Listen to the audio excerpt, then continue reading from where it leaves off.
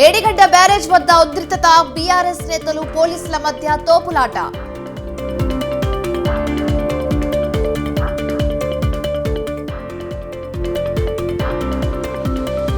ఇంట్లో ఒక పిల్లర్ కూలినా ఇల్లు కూలినట్లే, మేడిగడ్డ కుంగడానికి బాధ్యులు ఎవరన్నా పొన్నం.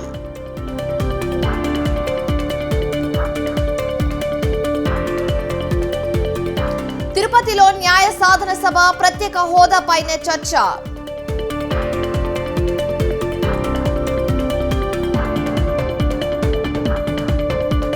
వైసీపీ గూటికి చేగొండి సూర్యప్రకాష్, సీఎం జగన్ సమక్షంలో చేరిక.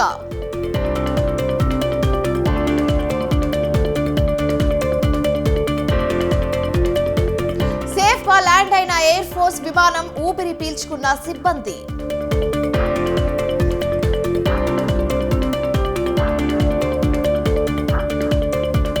భారీ లాభాల్లో ముగిసిన స్టాక్ మార్కెట్, సెన్సెక్స్ 1200, నిఫ్టీ 355 పాయింట్ల లాభం.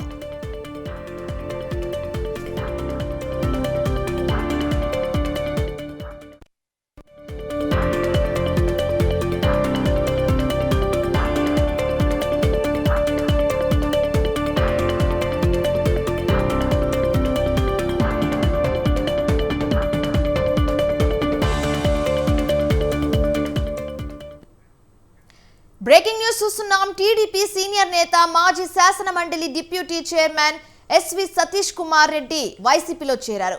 సీఎం క్యాంప్ కార్యాలయంలో ముఖ్యమంత్రి వైఎస్ జగన్ సమక్షంలో ఆయన అధికార పార్టీలో చేరారు. 27 ఏళ్ల టీడీపీకి పనిచేశానని, కష్టపడి పులివెందులలో టీడీపీని నిలబెట్టానని తెలిపారు. అయితే తన కష్టానికి ఫలితం ఇవ్వకుండా అవమానించారని ఆవేదన వ్యక్తం చేశారు. 27 ఏళ్లు వైఎస్ కుటుంబంతో పోరాటం చేశానని సతీష్ కుమార్ రెడ్డి, ఆయన సీఎం జగన్ పెద్ద మనసుతో పార్టీలోకి ఆహ్వానించారని తెలిపారు. చంద్రబాబు నాయకత్వం పార్టీలో తగ్గిపోయిందన్న సతీష్ కుమార్ రెడ్డి, పార్టీని లోకేష్ వ్యాపార సంస్థలా నడుపుతున్నారని ఆరోపించారు.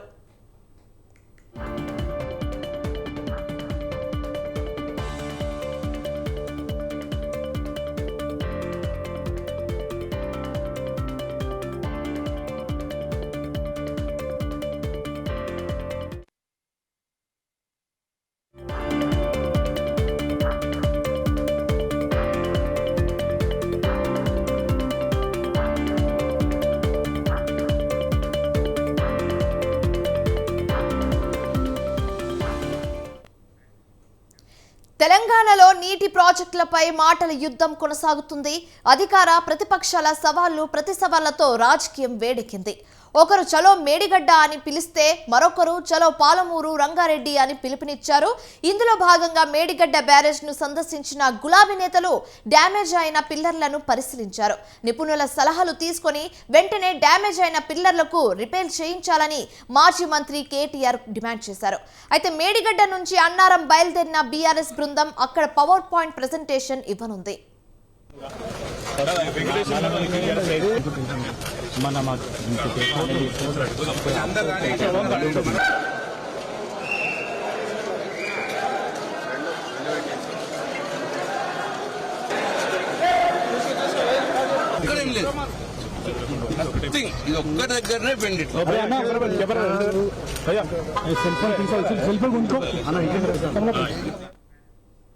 ఇక ఇదే అంశం మీద పూర్తి సమాచారం మా ప్రతినిధి సవిన్ ఫోన్ ఇన్ ద్వారా అందిస్తారు. సవిన్, చెప్పండి.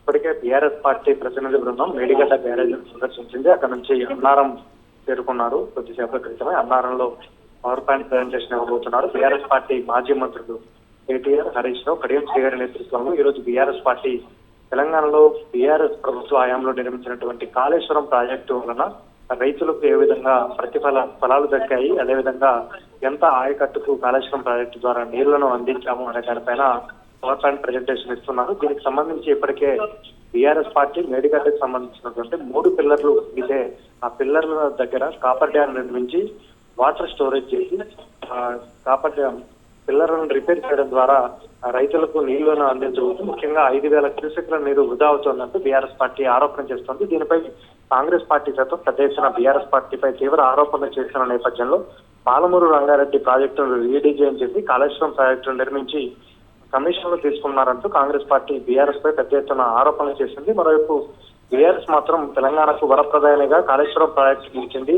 ఎత్తిపోతల పథకం ద్వారా తెలంగాణ భౌగోళిక స్వరూపానికి ఎత్తిపోతల పథకం ద్వారానే నీళ్లను లిఫ్ట్ చేయడం ద్వారానే రైతులకు మేలు జరుగుతుందంటూ బీఆర్ఎస్ పార్టీ వాదిస్తోంది. అందులో భాగంగానే కాంగ్రెస్ పార్టీ గతంలో అసెంబ్లీ సమావేశాల్లో మేడిగడ్డ పర్యటన చేపట్టింది. నల్గొండలో జరిగిన భారీ బహిరంగ సభలో బీఆర్ఎస్ అధినేత మాజీ ముఖ్యమంత్రి కేసీఆర్ సైతం మేము సైతం త్వరలో మేడిగడ్డకు వెళ్తామంటూ ప్రకటించిన నేపథ్యంలో ఈ రోజు బీఆర్ఎస్ పార్టీ చలో మేడిగడ్డ పర్యటన చేపట్టింది. అందులో భాగంగానే మొదట మేడిగడ్డ బ్యారేజీని పరిశీలించిన తర్వాత అన్నారం బ్యారేజ్ వద్దకు చేరుకొని బీఆర్ఎస్ పార్టీ ముఖ్య నేతలు మాజీ మంత్రులు హరీష్ రావు, కేటీఆర్, కడియం శ్రీహరి కాళేశ్వరం ప్రాజెక్టు ఫలాలు ఈ తెలంగాణ ప్రజలకు కావచ్చు, తెలంగాణ రైతాంగానికి ఏ విధంగా దొరికాయి, కాళేశ్వరం ప్రాజెక్టు నిర్మించడం వల్ల తెలంగాణ రైతాంగానికి సాగునీటికి త్రాగునీటికి ఏ విధమైన ఉపయోగాలు ఉన్నాయనే దానిపైన పవర్ ప్రజెంటేషన్ ఇస్తున్నారు. Right, thank you సవిన్.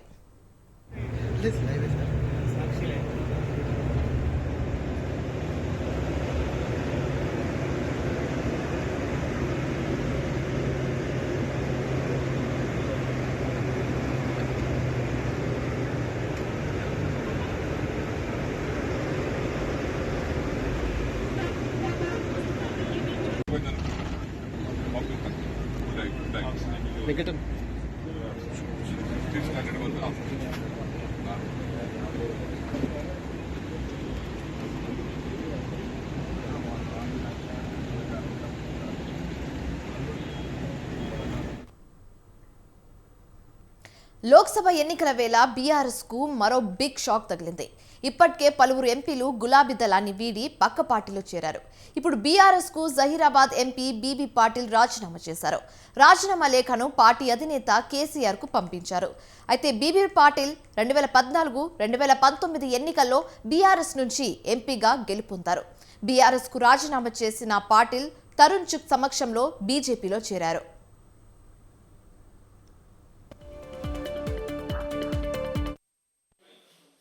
पिछले 10 साल के कार्यकाल में सबका साथ, सबका विकास, सबका विश्वास का नारा लेके पूरे भारत देश का विकास करने का काम किए, सो मोदी जी को मैं बहुत बहुत धन्यवाद देना चाहता हूँ।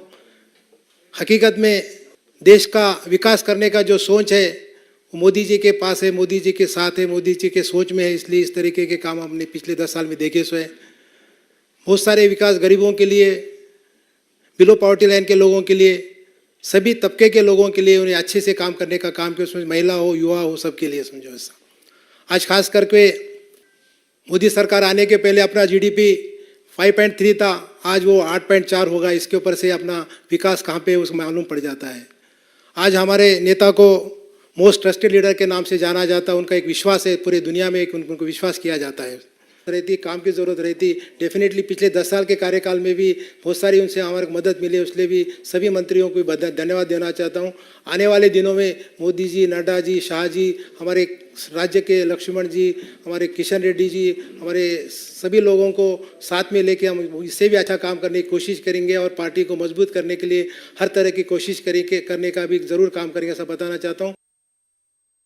నరేంద్ర మోడీ గారి అభివృద్ధి ఎజెండాతో ఆకర్షితులై దేశవ్యాప్తంగా కొనసాగుతున్న అభివృద్ధి, సాధించిన విజయాలు, పేదల పథకాలు గొప్ప మార్పు తీసుకురావడము మరి బీబీ పాటిల్ గారు ఆకర్షితులై 2 సార్లు ఎంపీగా లింగాయత్ సమాజానికి పెద్ద దిక్కుగా జైరాబాద్ నుంచి వారు పార్లమెంట్ సభ్యుడిగా మరి ఈరోజు పార్టీలకు రావడము వారిని హృదయపూర్వకంగా స్వాగతిస్తూ తప్పకుండా ఇవాళ తెలంగాణలో బీజేపీ బలోపేతం కావడం, బీఆర్ఎస్ రోజుకొక వికెట్, రెక్కలు విరిగిన పక్షిలా ఇవాళ మారిపోయింది.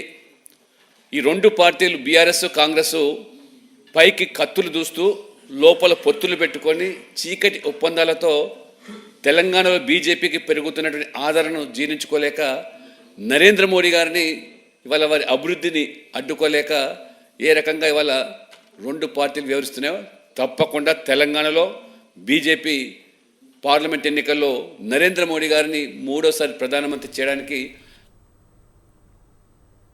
తిరుపతి న్యాయ సాధన సభలో వైఎస్ షర్మిల మాట్లాడుతున్నారు. లైవ్ చూద్దాం. మోడీ గారు చెప్పడమే కాదు, కేంద్రంలో ఏ ప్రభుత్వం అధికారంలో ఉన్నా కాంగ్రెస్ పార్టీ అధికారంలో ఉన్నా, బీజేపీ పార్టీ అధికారంలో ఉన్నా, ఏ ఇతర ప్రభుత్వం అధికారంలో ఉన్నా కూడా ఆంధ్ర రాష్ట్రానికి ప్రత్యేక హోదా అన్నది ఆంధ్ర రాష్ట్ర ప్రజల హక్కు. ఏపీ రీఆర్గనైజేషన్ యాక్ట్ ప్రకారం ఆంధ్ర రాష్ట్రానికి ఆ యాక్ట్ ప్రకారం ప్రతి దాంట్లో యాక్టులో ఉన్న ప్రతి అంశము ఆంధ్ర రాష్ట్ర ప్రజల హక్కు. ఒక ప్రత్యేక హోదాయే కాదు, ఆ రోజుల్లో ఏపీ రీఆర్గనైజేషన్ యాక్ట్ లో ఉన్న ప్రతిది ఆంధ్ర రాష్ట్ర ప్రజల హక్కు. ఈ రోజు వరకు కూడా ప్రత్యేక హోదా ఆంధ్ర రాష్ట్ర ప్రజల హక్కు. పోలవరం ప్రాజెక్ట్ నిర్మాణం ఆంధ్ర రాష్ట్ర ప్రజల హక్కు. రాజధాని కట్టడం, అద్భుతమైన రాజధాని కట్టడం ఆంధ్ర రాష్ట్ర ప్రజల హక్కు. కడపలో స్టీల్ ఫ్యాక్టరీ ఆంధ్ర రాష్ట్ర ప్రజల హక్కు. అలాగే దుగ్గిరాజపట్నంలో పోర్టు ఆంధ్ర రాష్ట్ర ప్రజల హక్కు. Vizag special railway zone Andhra రాష్ట్ర ప్రజల హక్కు. విశాఖపట్నం నుంచి చెన్నై వరకు ఇండస్ట్రియల్ కారిడార్ కూడా ఆంధ్ర రాష్ట్ర ప్రజల హక్కే. ఉత్తరాంధ్ర రాయలసీమకు స్పెషల్ ఎకనామిక్ ప్యాకేజీలు ఆంధ్ర రాష్ట్ర ప్రజల హక్కు. ఇవే కాదు, ఏపీ రీఆర్గనైజేషన్ లో ఇవి కాకుండా కూడా ఎన్నో పొందుపరిచారు. ప్రతిదీ కూడా ఆంధ్ర రాష్ట్ర ప్రజల హక్కు. మరి ఆంధ్ర రాష్ట్ర ప్రజల హక్కు అయినప్పుడు ఇది మనకు ఈరోజు హక్కుగా లభిస్తున్నాయో లేదో ఆంధ్ర రాష్ట్ర ప్రజలు ఆలోచన చేయాలి. ఇన్ని హక్కులు మనము కలిగి ఉన్నాం. ఇవన్నీ కూడా ఏపీ రీఆర్గనైజేషన్ యాక్ట్ లో పొందుపరిచిన ప్రతి అంశము కూడా ఆంధ్ర రాష్ట్ర ప్రజల హక్కు అయినప్పుడు ఒక్కటంటే ఒక్కటైనా అటు బీజేపీ ప్రభుత్వం అయినా, రాష్ట్రంలో ఉన్న ముందు 5 సంవత్సరాలు అధికారంలో ఉన్న చంద్రబాబు గారైనా, ఇప్పుడు అధికారంలో ఉన్న జగనన్న గారైనా, ఏ ఒక్కటైనా ఆంధ్ర రాష్ట్ర ప్రజల హక్కులో భాగమైన ఒక్క అంశానికైనా వీళ్ళు నిలబడ్డారా, వీళ్ళు పూర్తి చేశారా అని అడుగుతున్నా. 10 సంవత్సరాలు అయిపోయింది. ఊహించుకోవడానికి కూడా ఊహకు కూడా అందడం లేదు. అయ్యో 10 సంవత్సరాలు అయిపోయిందే, ఈ 10 సంవత్సరాలలో ఏ ఒక్కటైనా సాధించుకోగలిగామా అంటే ఒక్కటైనా సాధించుకున్నామా? మన కర్మ కాకపోతే ఇటు పాలక పక్షం, అటు అధికార పక్షం అయితేనేమో, ఇటు ప్రతిపక్షం అయితేనేమో రెండు బీజేపీ పార్టీతో మేడిగడ్డను బొందలగడ్డగా మార్చారని మంత్రి పొన్నం ప్రభాకర్ ఆరోపించారు. మేడిగడ్డ కుంగడానికి బాధ్యులు ఎవరు అని ఆయన ప్రశ్నించారు. అయితే ఒక పిల్లర్ కూలిందని చెప్తున్నారని, కానీ ఇంట్లో ఒక పిల్లర్ కూలినా ఇల్లు కూలినట్లేనని గుర్తించాలన్నారు. బీఆర్ఎస్ నేతల మేడిగడ్డ పర్యటన హాస్యాస్పదంగా ఉందని ఎద్దేవా చేశారు. అంతా చేసి చివరకు తాము ఏమీ తప్పు చేయనట్టుగా మాట్లాడడం విడ్డూరంగా ఉందని విమర్శించారు. కాళేశ్వరం ప్రాజెక్టు పేరుతో రాష్ట్రంపై మోయలేని భారాన్ని మోపారని ఆరోపించారు. పిల్లర్ దిగిపోతే ఎందుకంత 40-50 పిల్లర్న కాడ 2-3 పిల్లర్లు దిగిపోతే ఎందుకంత పరిచయం అవుతున్నారు అంటుండ్రు. ఇల్లు కట్టుకున్న తర్వాత ఒక పక్కన పిల్లర్ కూలితే కూడా ఇల్లుకు పనికిరాదనండి. పిల్లర్ అనేది భారాన్ని మోయడానికి 5-6 పిల్లర్లు వేసుకుంటారు. అది ఒక పిల్లర్దైనా ఇల్లు కూలిపోయినట్టు కదా. కనీసం ఆ జ్ఞానం కూడా లేకుండా మాట్లాడుతూ ఉన్నాడు. ఈ దేశానికి సంబంధించిన సాంకేతిక ఇంజనీర్లు పని నాణ్యత కావచ్చు, పని ప్లానింగ్ కావచ్చు, రిడిజైన్ పేరు ఇష్టం ఉన్నట్టు మానస పుత్రిక, ఇది కేసీఆర్ గారు మానస పుత్రిక. ఇవాళ బొందలగడ్డ ప్రాజెక్టు నిర్మాణం అయినాడు. హరీష్ రావు రాత్రి లుంగి కట్టి పట్టుకున్నాడు. తెలంగాణ వ్యతిరేకి గవర్నర్ నరసింహన్ ఆ ప్రాజెక్టు పోయి కాళేశ్వరరావు అని అపర భగీరథుడు అని పొగిడినాడు. ప్రాజెక్టు మానస పుత్రిక అయింది. ఇవాళ కాంగ్రెస్ వాళ్ళు పోతే బొందలగడ్డ అయింది. మరి ఇలా ఏ బొందలగడ్డ చూడవేంది? వీళ్ళంతా ఏం పీకడానికి పోయినారు? ఆయన అడిగిందా మమ్మల్ని అడిగిన పీకడానికి పోయినరా అని? మేమేం పీకడానికి పోయినా మీరేం పీకడానికి పోతున్నారు. ఈ రోజు ఏ బొందలగడ్డ చూడవేండ్రు? దాని మీద ఎన్ని మాట్లాడినా ఏం చేసినా ఒక పిల్లలు కుంగిపోతే ఏమవుతుందన్న తెలంగాణ ప్రజలకు అర్థమైపోయింది. ఈ రాష్ట్రం యొక్క ఆర్థిక పరిస్థితిని కావచ్చు, ఈ రాష్ట్రంలో జరిగినటువంటి 10 సంవత్సరాలు తెలంగాణ రాష్ట్రం ఏర్పడిన తర్వాత జరిగిన పరిపాలన విధానం కావచ్చు, ప్రజలకు అర్థమైంది. కృష్ణా జిల్లా గుడివాడ ఎమ్మెల్యే కొడాలి నానిపై టీడీపీ ఇన్ఛార్జ్ వేణిగడ్ల రాము మండిపడ్డారు.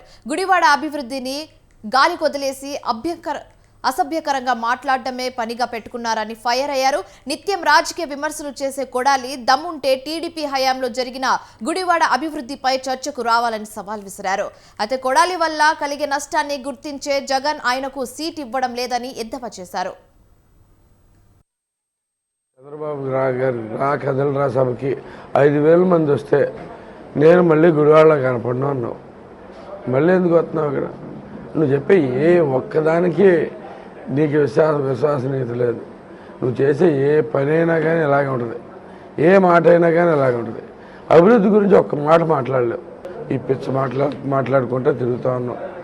ఇంకా నీకు అర్థమైపోయింది, ఇక ఇదే లాస్ట్ ఎలక్షన్. అది జీవితానికి మళ్ళీ రాదు. ఆ ఎలక్షన్ కూడా ఉంటుందో లేదో కూడా తెలియని పరిస్థితిలో ఉన్నాం. ఎట్టగొట్ట సీటు తెచ్చుకోవాలని చెప్పేసి వాళ్ళు మామూలుగా జగన్మోహన్ రెడ్డి గారు ఎవరైనా కానీ చంద్రబాబు నాయుడు గారిని, పవన్ కళ్యాణ్ను, లోకేష్ను తిడితేనే వాళ్ళు సీట్లు ఇస్తారు. కాబట్టి అలా వాళ్ళు తిట్టుకుంటా తిరుగుతూ ఉన్నాం. ఏం తిట్టినా కానీ నీ సంగతి వాళ్ళకి కూడా తెలిసిపోయింది. నీ వల్లే అంత నష్టం జరుగుతుందనేది కూడా తెలిసిపోయింది. నువ్వు చేసిన భూకబ్జాలే కానీ, నువ్వు చేసిన బియ్యం దందానే కానీ, నువ్వు చేసిన రకరకాల జనాలకి తయారు చేసిన స్కామ్లే కానీ అన్నీ బయటకు వస్తాయి. లోకేష్ బాబు